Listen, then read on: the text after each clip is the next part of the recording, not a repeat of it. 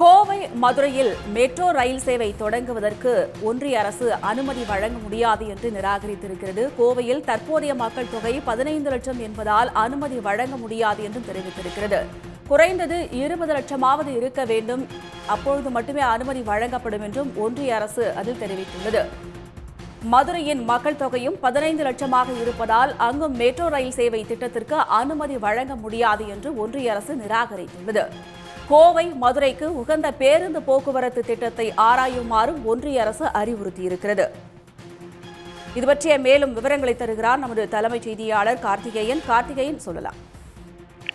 இல்லை, இதற்கிடையில் ஒன்றிய அரசு சொல்லியிருக்கக்கூடிய காரணம் என்பது ரொம்ப வேடிக்கையாக இருக்கிறது. ஏன்னா நமக்கு இருக்கக்கூடிய தரவுகளின் அடிப்படையில் பார்த்தால் அவர்கள் 2011 மக்கள் தொகை கணக்கெடுப்பை ஒரு மேற்கோள் காட்டுகிறார்கள். ஆனால் கோவை மாநகரனுடைய லோக்கல் பிளானிங் அத்தாரிட்டி அவர்களுடைய புள்ளி விவரத்தின்படி 2011 இந்த கோவை மாநகரத்துடைய மக்கள் தொகை 23.5 லட்சம்.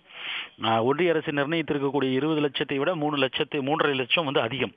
ஸோ எந்த அடிப்படையில் இதை நிராகரிக்கிறார்கள் என்பது ஒரு மிகவும் வேடிக்கையாக இருக்கிறது. அதே போல நாம் ஏற்கனவே விவாதித்தது போல பாஜக ஆளக்கூடிய இன்னும் பல மாநிலங்களில் இதைவிட மக்கள் தொகை மிக குறைவாக இருக்கக்கூடிய மாநகரங்களுக்கு மெட்ரோ ரயில் திட்டங்களை ஒப்புதல் கொடுக்கப்பட்டிருக்கிறது ஒன்றிய அரசால். உதாரணத்திற்கு ஆக்ராவில் 16 லட்சம் தான் மக்கள் தொகை. பாஜக ஜேடியு கூட்டணி இருக்கக்கூடிய பட்னாவில் 17 லட்சம் தான் அந்த தலைநகர் 17 லட்சம் தான் பட்னாவில் மக்கள் தொகை. மத்திய பிரதேச தலைநகர் போபாலில் 1.8 லட்சம், அதாவது மில்லியன் என்று 18 லட்சம் தான் மக்கள் தொகை. ஆனால் இந்த மாநகரங்கள் அனைத்திற்குமே 20 லட்சத்திற்கும் குறைவான மக்கள் தொகை இருந்தாலும் கூட அங்கெல்லாம் மெட்ரோ ரயில் திட்டங்களுக்கு ஒப்புதல் அளிக்கப்பட்டிருக்கிறது.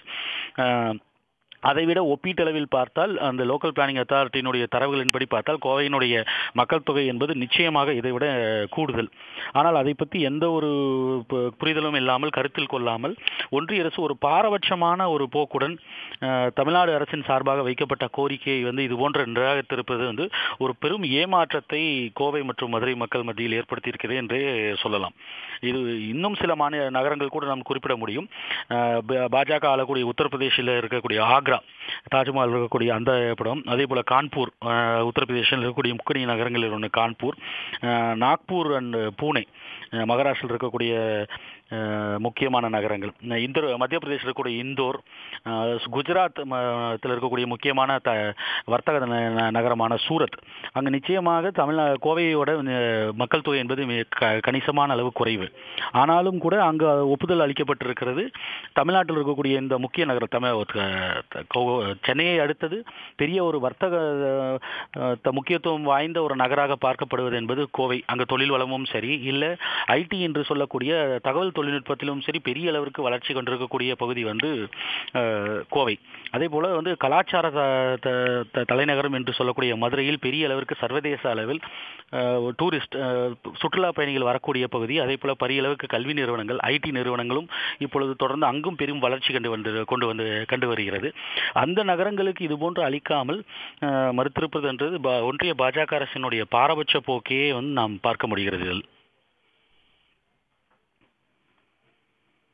இந்தூர், சூரத், ஆக்ரா, கான்பூர் போன்ற நகரங்களில் மக்கள் தொகை கம்மியாக இருந்தாலும் அங்கே மெட்ரோ ரயில் சேவை திட்டத்திற்கு அனுமதி கொடுத்திருக்காங்க. இந்த விஷயங்கள் எல்லாம் சுட்டிக்காட்டி ஒன்றிய அரசுக்கு தெரிவிக்கும் பட்சத்தில் அனுமதி வழங்கப்படுமா? இது தொடர்பாக ஒன்றிய அரசுக்கு தெரிவிக்கப்பட்டிருக்கா?